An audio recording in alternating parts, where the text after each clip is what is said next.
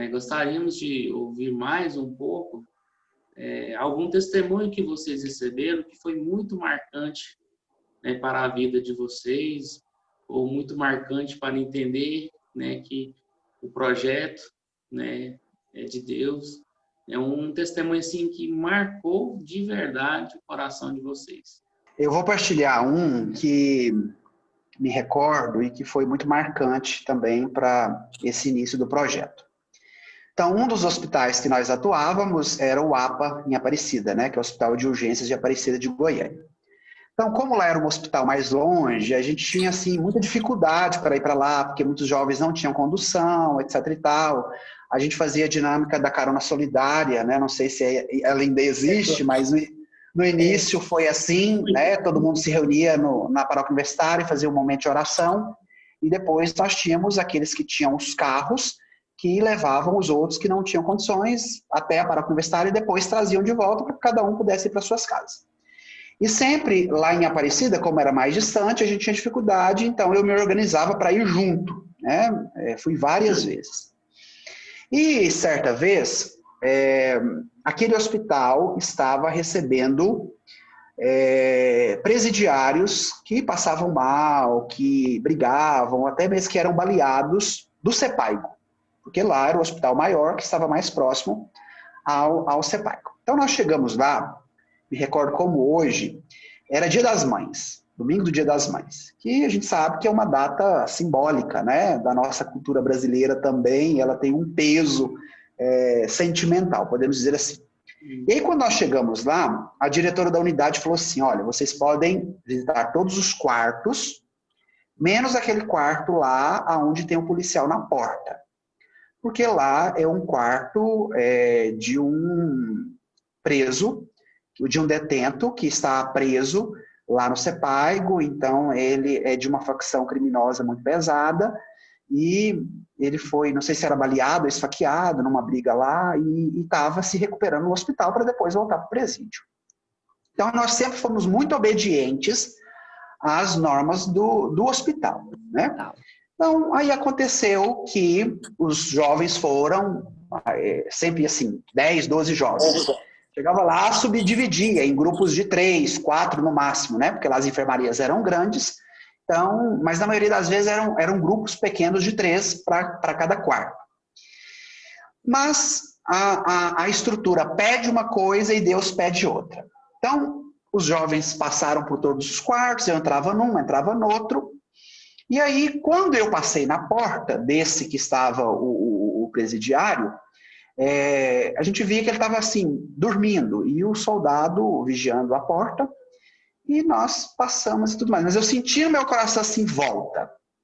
Tá bom, mas aí eu fiquei com a fala da diretora na minha cabeça, né? Vocês podem entrar em todos os quartos, menos esse daqui. Aí eu pensei comigo, falei, se for da vontade de Deus para nós entrarmos naquele quarto, assim o Espírito Santo vai abrir as portas. E aí o que aconteceu? Quando os meninos terminaram de visitar todos os quartos, a gente sempre se reunia, fazia uma avaliação rápida, né? E quando nós estávamos reunidos no final do corredor, veio o policial que vigiava o quarto e falou assim para mim, olha, o rapaz que está lá no quarto disse que vocês passaram em todos os quartos e esqueceu de passar no quarto dele, desse jeito. Aí eu disse assim, fala para ele que nós não esquecemos do quarto dele, que a gente vai lá. E assim aconteceu. Então, o quarto era pequeno, porque ele estava sozinho, e foi eu com mais 3 semeadores. E aí, quando a gente chegou no quarto, os meninos começaram a atuação normalmente como eles faziam, né? Com o balão, cantando, brincando, sorrindo. E assim, ele já soltou um sorriso no primeiro momento. Aí eu senti assim no coração que eu tinha que fazer uma oração ali com ele. E depois que os semeadores fizeram a atuação e tudo mais, eu falei assim, olha, vamos fazer uma oração aqui agora? E aí eu disse a ele, falei, olha, você é filho amado de Deus e saiba que Deus tem um projeto para a sua vida e que Ele não desiste de você. Pode ser que os caminhos que você escolheu resultaram aonde você está, aqui nesse hospital, e se recuperando de uma situação mais grave, mas entenda que o amor de Deus pode mudar a sua vida, se você abre e acolhe o que Ele tem para te oferecer. E aí esse menino já começou a chorar. E eu falei, olha, hoje é uma data muito especial porque é Dia das Mães. Então pode ser que você esteja longe da sua mãe, que ela esteja sofrendo porque ela não está com você nesse dia tão especial, mas existe uma mãe no céu, que é a mãe de Jesus, que também é nossa mãe. Então eu vou pedir à mãe dele para que possa visitar o seu coração e que possa visitar a sua mãe também. E aí esse menino que estava chorando discretamente começou a chorar assim igual uma criança, sabe? Assim, aquele choro doído, assim, aquele choro que vinha do coração. E aí quando eu terminei de falar, fiz a oração, os meninos que estavam comigo cantaram uma música no final também. E quando nós estávamos saindo, eu já estava de costas, os meninos já até tinham saído. Aí ele falou assim, padre, porque eu estava de clésima, né? Aí eu virei.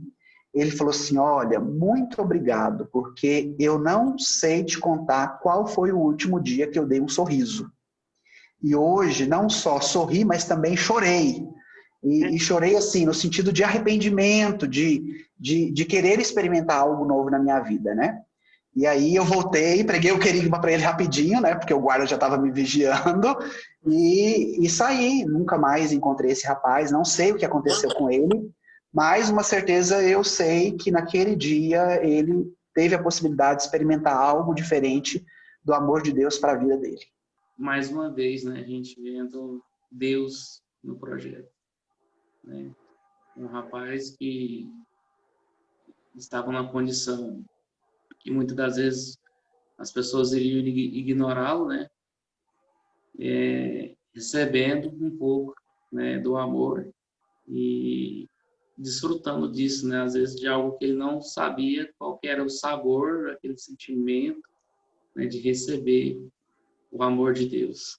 Eu acho assim, esse testemunho do Max, do padre Max, é um testemunho muito forte, e como ele, a gente sabe de tantos outros que os semeadores da alegria têm experimentado, né, nesses 6, quase 7 anos de existência, né? Então, assim, que semeadores têm feito a diferença na vida das pessoas e marcado a vida dessas pessoas, né? Da mesma forma que o Padre Max comentou aqui, dessa pessoa, né?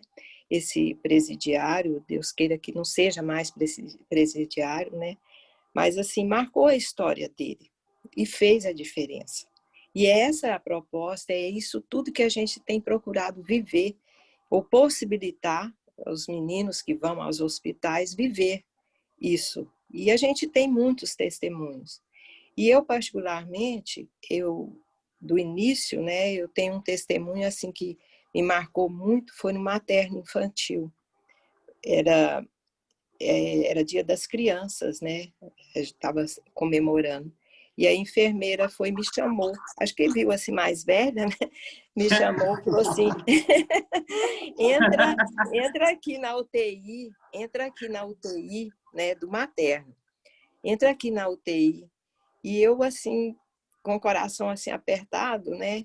Eu sei que eu entrei e tinha uma criança, deve ter uns 9 meses, mais ou menos assim, abriu o olhinho e me deu os braços. Quer dizer, foi uma situação assim muito, muito difícil, né, para mim, porque uma criança chorando, me dando os braços naquele ambiente, né?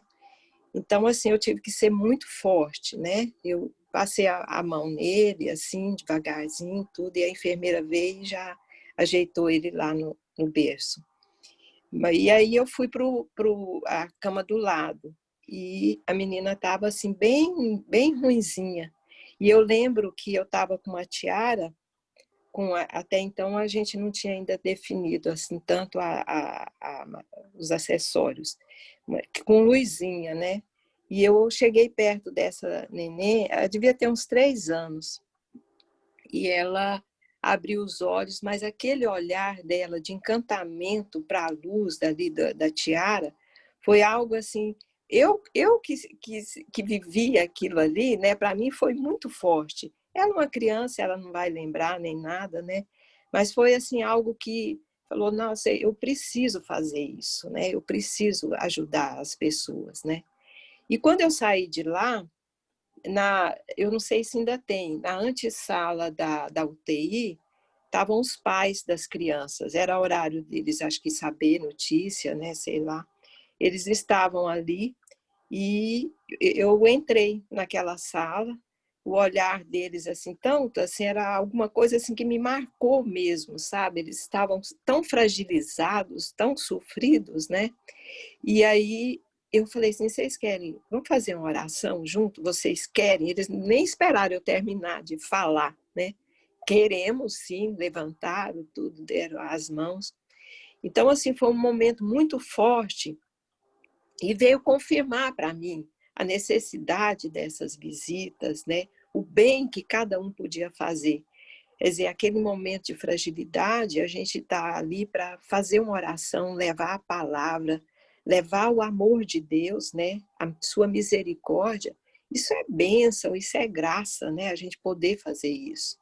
E eu sinto que nesses anos todos, os Semeadores da Alegria têm cumprido esse papel, né? A gente vê pelos testemunhos, às vezes pelas mensagens de pessoas do próprio hospital que falam, vocês precisam voltar, né? O pessoal do APA, eu sei que está reclamando, né? Sentindo falta. Então, assim, é isso, né? A gente segue querendo ser, desejando ser instrumento de misericórdia nas mãos de Deus, né? Sendo semeadores da alegria. Né? Tem uma frase do Papa Paulo VI que eu sempre repetia para os jovens. O Papa Paulo VI dizia, agora já é santo, né? São Paulo VI, dizia assim: todo aquele que evangeliza é evangelizado. E eu acredito que esse trabalho feito pelos Semeadores da Alegria proporciona isso também na vida do jovem.